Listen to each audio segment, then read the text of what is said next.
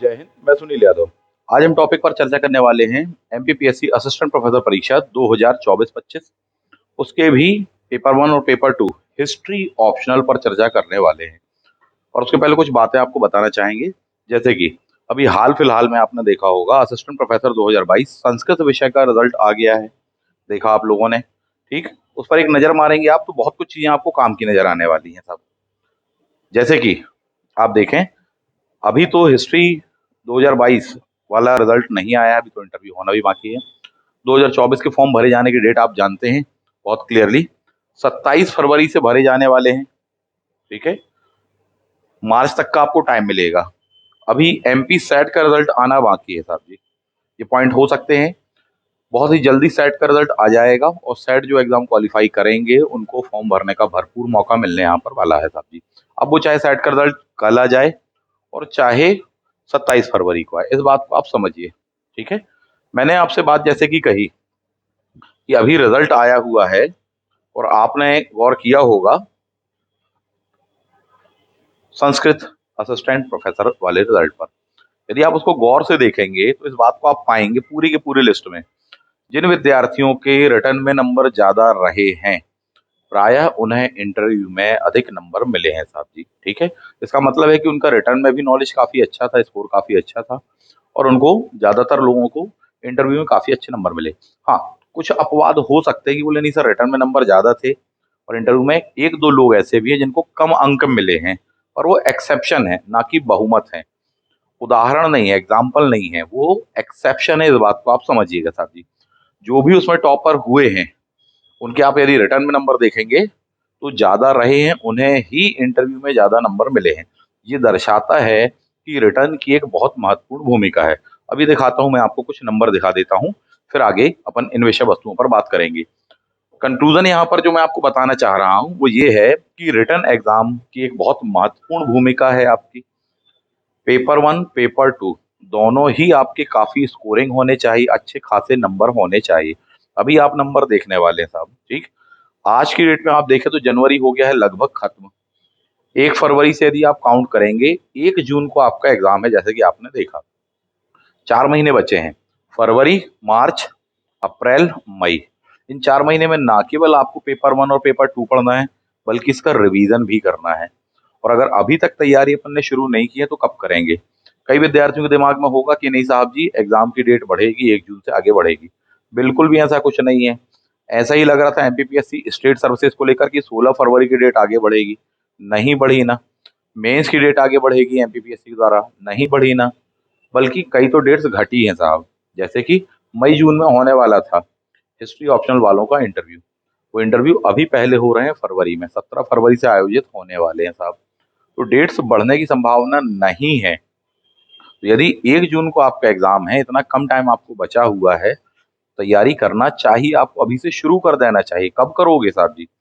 दूसरी बात जो आपको ध्यान देने की है, रिटर्न में आपको नंबर ज्यादा चाहिए, इसके लिए ही अपन ने ये वाली पूरी पूरी सीरीज चला रहे हैं 85% प्लस मार्क्स।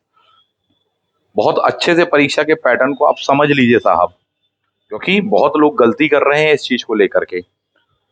800 नंबर का आपका रिटर्न है टोटल, पेपर वन और पेपर टू को मिला करके। पेपर वन 200 नंबर का है, पेपर टू आपका 600 नंबरों का है साहब जी। 800 में से जितने अधिकतम नंबर खींच सकते हैं, आप देखेंगे अभी संस्कृत वाले में 700 प्लस तक नंबर ले आए हैं, कोई कोई 600, 650, 700 ऐसे नंबर मिले हैं। 650, 700 वाले हैं, वो सब लाइन से सेलेक्ट हुए हैं साहब जी। हाईएस्ट मार्क्स है वहां पर। फर्स्ट टॉपर के 708 है रिटर्न में। ठीक है, इंटरव्यू के बाद तो पढ़ने ही वाले हैं नंबर, वो तो कोई बात ही नहीं है। यानी कि रिटर्न की एक बहुत महत्वपूर्ण भूमिका जिसकी उपेक्षा कर रहे हैं, और समय आपके पास में बचा हुआ है कम। बिल्कुल भी ना सोचे कि डेट बढ़ने वाली है। क्या बताना चाहता हूँ इसमें, इसमें ये बताना चाहता हूँ कि साहब पेपर वन और पेपर टू के सिलेबस से लेकर तैयारी पर गौर करिए। रीजन ये है कि कई लोग ये भी सोच रहे होंगे, बोले सर पेपर वन तो हमने पिछली बार पढ़ा था और सारी चीज हम इस बार लगभग लगभग संभाल लेंगे।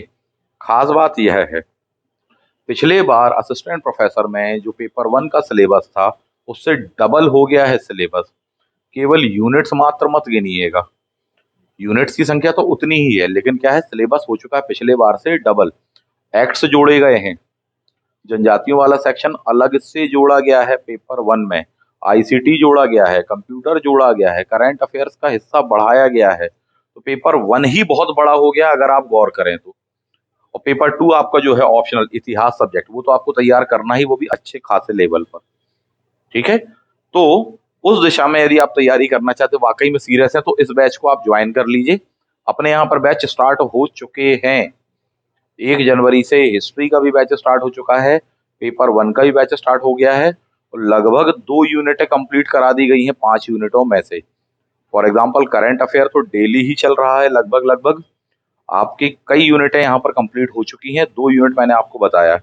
ये फर्स्ट राउंड हुआ है, अभी पांचों की पांचों यूनिट फटाफट हो जाएंगे, इसके बाद में आपको रिवीजन भी करवा दिया जाएगा, टेस्ट सीरीज भी मिलेगी, कंटेंट मिल रहा है, पीडीएफ दे रहे हैं, क्लास के ग्रुप में आ रहा है, उस कंटेंट से पढ़ना है, कौन सी बुक से पढ़ना है, वो सारी चीजें बता रहे हैं। इस बैच को इसलिए आप अभी ज्वाइन कर लें, तो बहुत हेल्पफुल होने वाला है, तब जाकर के आप नंबर वहां स्कोर कर पाएंगे। वरना फिर वही स्थिति होने वाली है साहब, लास्ट मोमेंट पे भागा दौड़ की स्थिति बनेगी, फिर अपन गलती कर देंगे। एग्जाम डेट क्या है आपकी? 1 जून है। 27 फरवरी से फॉर्म भरे जाने वाले हैं। आपको दिया होगा, लास्ट डेट दी होगी मार्च की। इन बातों पर गौर करिए। इस तिथि को आपका रिटर्न का एग्जाम हो जाएगा। क्लियर बात है? इसलिए रिटर्न की बहुत महत्वपूर्ण भूमिका, पर्याप्त समय आपको डालना पड़ेगा, इस बात को आप समझ लीजिए साहब। चलिए, मैंने कहा आपसे अभी एपी का रिजल्ट आया हुआ है, जरा एक नजर आप उस पर भी मार लीजिए, जो मैं आपको बताना चाह रहा हूँ। सामने देख पा रहे हैं रिजल्ट कब आया है? 28 जनवरी। Assistant professor 2022 Sanskrit.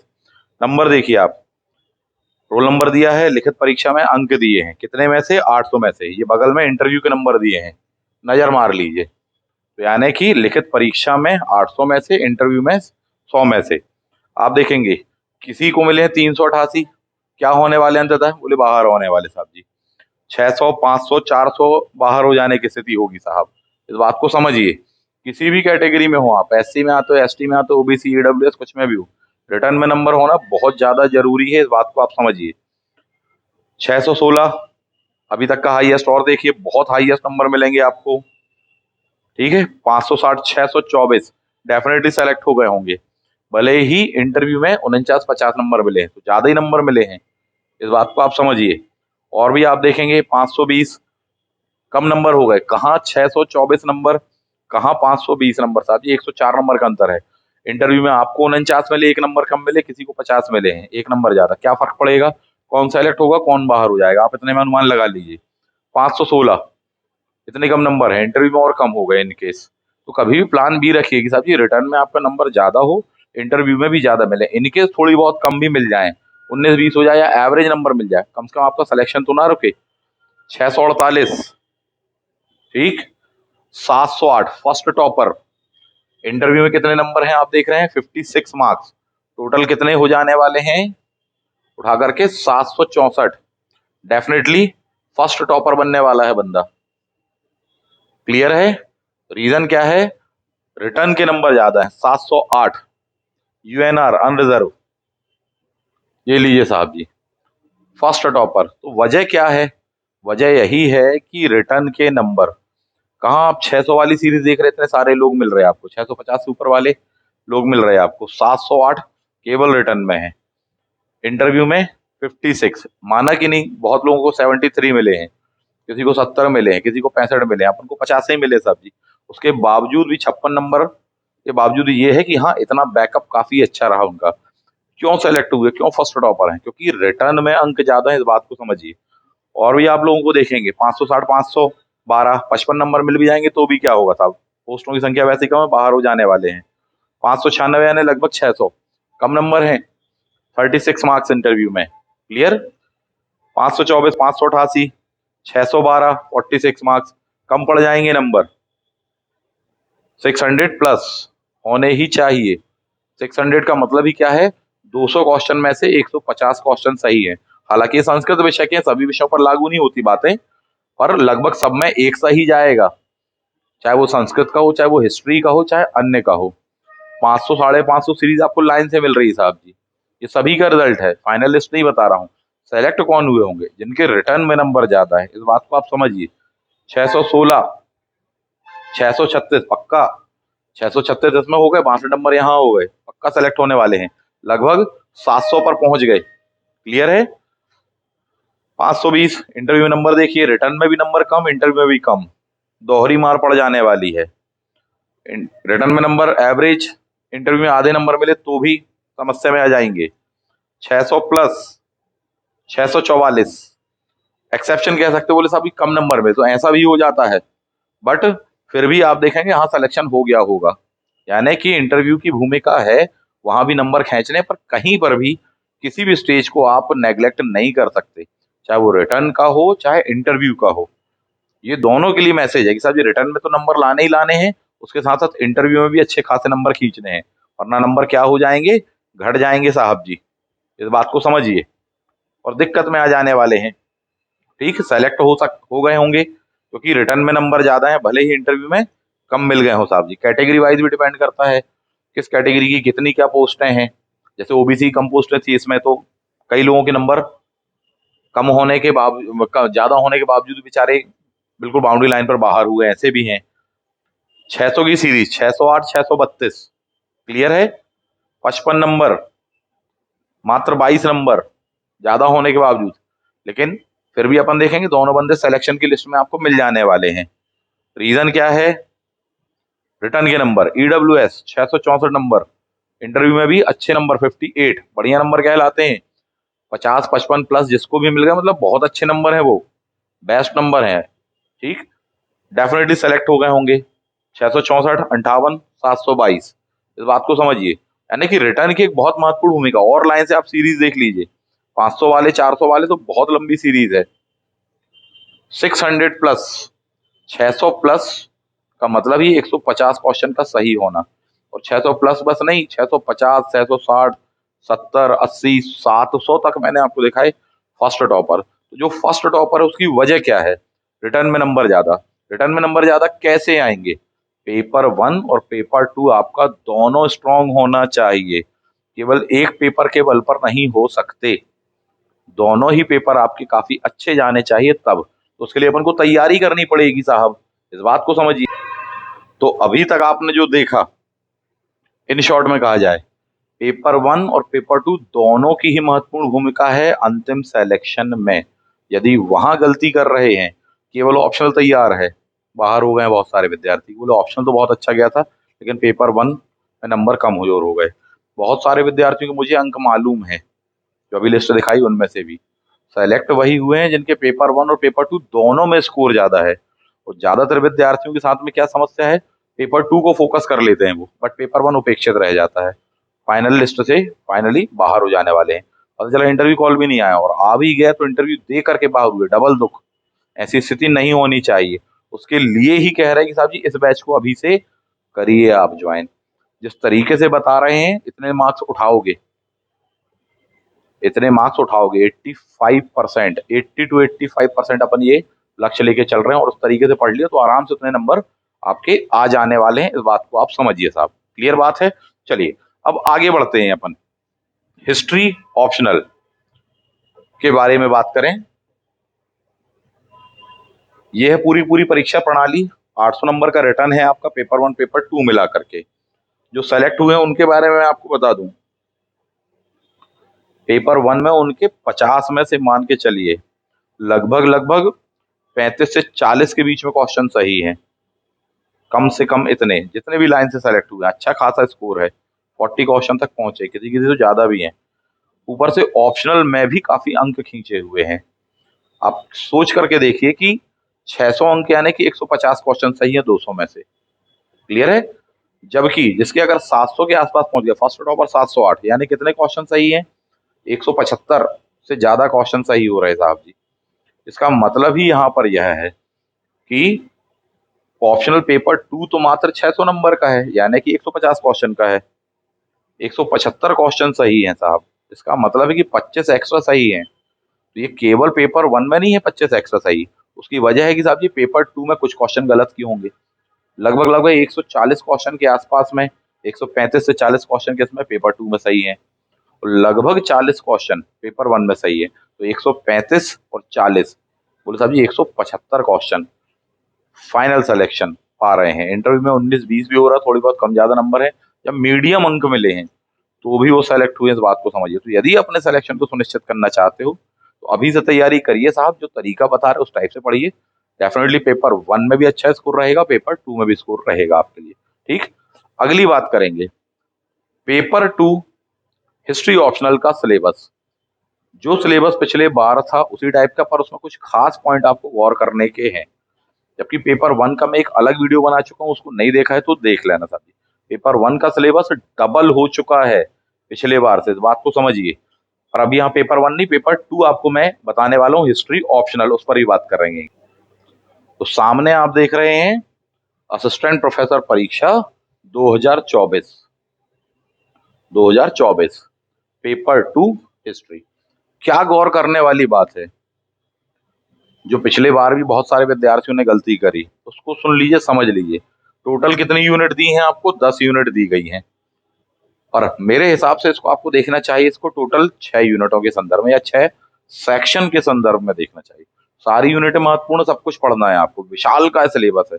सबसे बड़ा सिलेबस हिस्ट्री ऑप्शनल का ये होता है, सच बात तो ये है। ठीक है, संस्कृत का, हिंदी का, इन सभी के सिलेबस छोटे होते हैं साहब जी।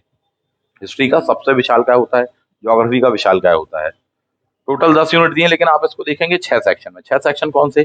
3 तो हो गए इंडियन हिस्ट्री के, एंशियंट, मिडिवल, मॉडर्न, ये 3 हो गए आपके। ठीक, चौथा हो गया आपका हिस्टोग्राफी, पांचवा हो गया आपका मध्य प्रदेश की स्पेशल हिस्ट्री। ठीक, और छठवां सेक्शन कहलाता है वर्ल्ड हिस्ट्री।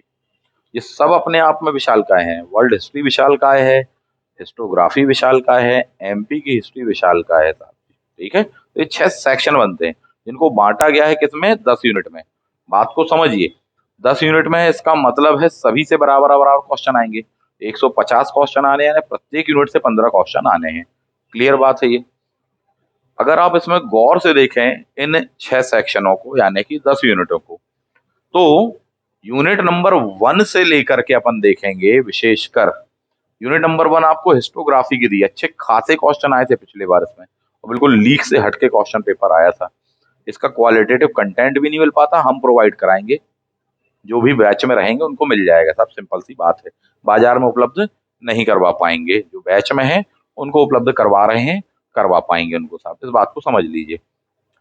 नेक्स्ट, कोई भी ऐसी बुक आपको नहीं मिलेगी जिसमें आपको उनको टू द पॉइंट सिलेबस के अकॉर्डिंग मिले, सिलेबस और उसके टॉपिक्स आ भी अपने पास के अलावा अपने पास मिल जाएंगे साहब। ये काफी विशालकाय है, आप देखेंगे। जबकि इसमें केवल एक यूनिट दी हुई है, यूनिट नंबर 1 हिस्टोग्राफी दिया हुआ है, रिसर्च वगैरह से लेके सारे राइटर वगैरह आपको दिए गए हैं, इनको तैयार करना है। यूनिट नंबर 2 पर आ जाइए। यूनिट नंबर 2, 3, 4 जब आप देखेंगे, 5 आप देखेंगे साहब जी, यानी कहाँ से? यूनिट नंबर 2 प्राचीन भारत की, एंशियंट की है, गौर से देखना। यूनिट नंबर 3 भी किस पर है? यूनिट नंबर 3 भी आपकी प्राचीन काल पर है, ये देखिए, यानी 2 भी प्राचीन पर है, एंशियंट पर है, 3 भी एंशियंट पर है। यूनिट नंबर 4 पर जाइए, यूनिट नंबर 4 भी एंशियंट पर है, यानी टोटल कितनी यूनिट हो गई? 3 यूनिट। यूनिट 2, 3, 4 एंशियंट पर है, गौर करिएगा इस चीज को बहुत अच्छे से। नेक्स्ट जाते हैं, यूनिट नंबर 5 से स्टार्ट होगा आपका क्या? मध्यकालीन इतिहास। यानी कि पहली यूनिट हिस्टोग्राफी, जिसमें एंशियंट का सेक्शन बहुत विशाल का है, प्लस हिस्टोग्राफी तो है। उसके अलावा आप जब देखेंगे तो यूनिट नंबर 2, 3, 4 ये 3 यूनिट है अकेले एंशियंट पर है।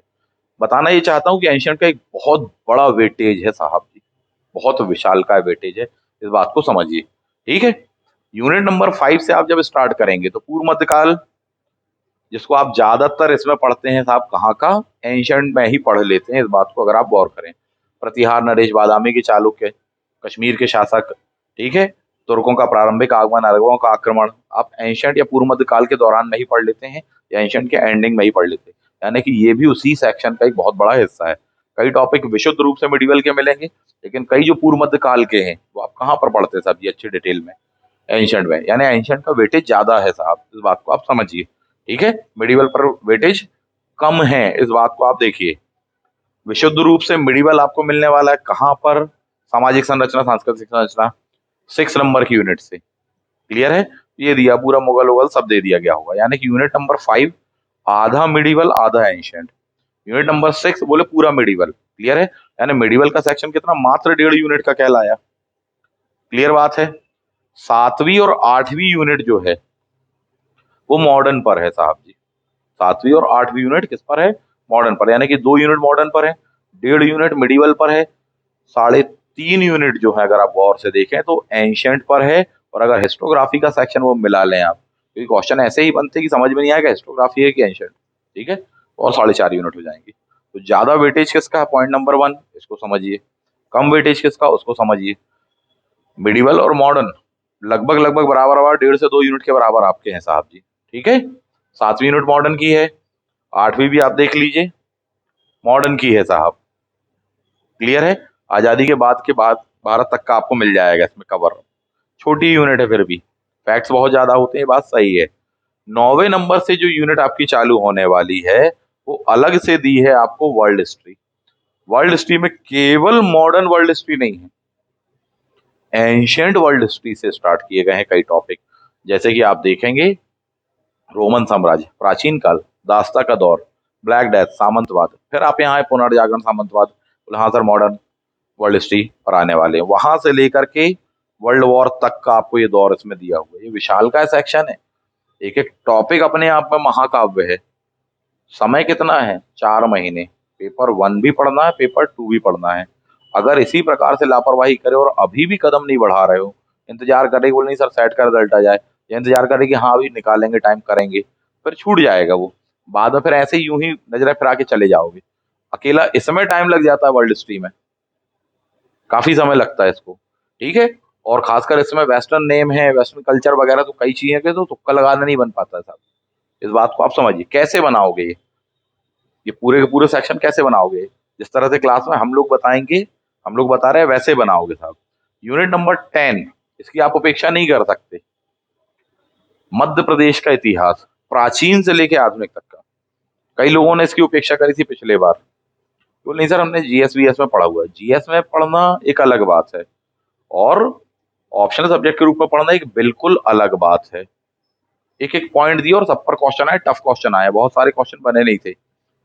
गुरुदेव जी उदयगिरी अभिलेख में कितने सिक्के दान करने वाली बात कही गई है, 20 सिक्के हैं, 22 सिक्के हैं, 25 चांदी के सिक्के हैं, है ना, इस तरह से करके क्वेश्चन आया हुआ था। फंस गए थे बहुत सारे विद्यार्थी। तो जीएस में पढ़ना एक अलग बात है, और इनका कंटेंट नहीं मिल पाता सिलेबस के अकॉर्डिंग, ठीक। विशेषकर ये वाला सेक्शन अपन देखें, शामिल किया गया है, मध्य प्रदेश का पूरा इतिहास आपको देखने के लिए मिलेगा। अब ये है टोटल आपकी 10 यूनिट। अगर आप देखें तो सिलेबस विशाल का है, इसको तैयार करने का जो तरीका है उसको सुनिए, बहुत अच्छे से समझिए। 3 चीजें अपन को चाहिए। पहली चीज तो अच्छा कंटेंट चाहिए पड़ेगा आपको, पढ़ने के लिए टू द पॉइंट हो, ताकि भटकाव ना हो, वरना सबके घर में लाइब्रेरी है। सबसे खास सेक्शन कौन कौन से टफेस्ट पढ़ते हैं, एंशिएंट, हिस्टोग्राफी, वर्ल्ड हिस्ट्री और एमपी। सारे सेक्शन पढ़ा रहे हैं अपने यहाँ पर इन पर अपन ने खुद ज्यादा फोकस किया है। बहुत अच्छे से बता रहे हैं, पूरे कॉन्सेप्ट क्लियर हो जाएंगे, रट जाएंगी चीजें, दिमाग में रहेंगी, पेपर बनेगा। दूसरा पॉइंट होता है कि नहीं साहब इसका नोट्स मिल जाएगा अपने यहाँ पर, पूरी हिस्ट्री का नहीं मिलेगा, ना जरूरत है उसकी। आपके हिस्टोग्राफी, मध्य प्रदेश का इतिहास, विश्व का इतिहास, एज पर योर सिलेबस पूरा का पूरा अपने पास में है, ठीक है। तो ये चीज अपन को पढ़ना है। तीसरा, इसके बाद में टेस्ट सीरीज भी लगानी है अपन को, क्वेश्चन बैंक भी लगाना है, वो भी अपने यहाँ। तो यानी अपने यहाँ बैच पेपर 1 और 2, डेडिकेटेड बैच, वो भी किस चीज के लिए बोले आप, एपी के लिए, चाहे पेपर 1 हो चाहे पेपर 2 हो, वो मिल गया। नोट्स मिल गया आपको टफेस्ट सेक्शन का। बुक्स तो सजेस्ट कर रहे हैं कि काम करो ये वाली किताबें मत पढ़ो, बहुत सारे लोग पुरानी किताबें पढ़ रहे हैं। वो उठा के हम बीएल गुरुवर पढ़ेंगे, वो कह रहे नहीं हम साहब ये काम करो तो हरिश्चंद्र वर्मा पढ़ लेंगे, वो कह रहे नहीं हम केसी श्रीवास्तव पढ़ लेंगे। नहीं आएगा काम, बहुत सारी चीजें। सच बात तो ये स्ट्रेटजी बहुत बदल चुकी है, पैटर्न बहुत बदल चुका है साहब। एमपीपीएससी का जो पैटर्न है उसके अकॉर्डिंग आपको अलग चीजें पढ़नी पड़ेंगी। सच बात तो यह है साहब जी, ठीक। और नहीं तो फिर 10 किताबें खरीदोगे, छान छान के ढूंढ ढूंढ के पढ़ोगे, बाद में कंफ्यूजन होगा, कुछ पढ़ लिया और कुछ छूट गया, और फिर ज्यादातर हिस्सा छूट जाता है। वो बताएंगे क्लास में, क्योंकि इस चीज को एनालिसिस कर रहे हैं। पिछले बार भी अपने यहाँ से बहुत सारे विद्यार्थी इंटरव्यू दे रहे हैं, हिस्ट्री ऑप्शनल सब्जेक्ट को लेकर के बता रहा हूँ, हिस्ट्री ऑप्शनल सब्जेक्ट के काफी विद्यार्थी इंटरव्यू दे रहे हैं, ठीक है। तो रिटर्न भी निकाला और भी इंटरव्यू भी है।